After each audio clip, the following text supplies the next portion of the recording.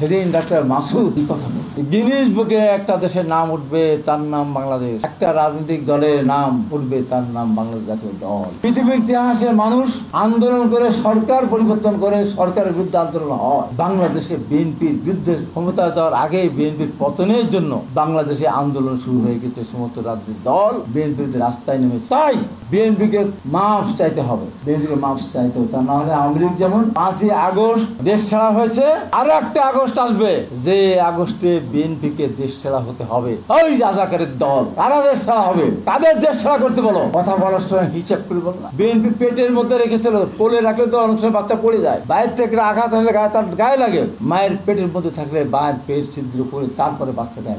কেমন ভাবে আপনাদেরকে রেখেছিল বিএনপি। আর সেই বিএনপির দিকে আঙুল তুলে বলে আরেকটা দল পালাবে, গিনিস বুকে নাম উঠবে, তার নাম বিএনপি।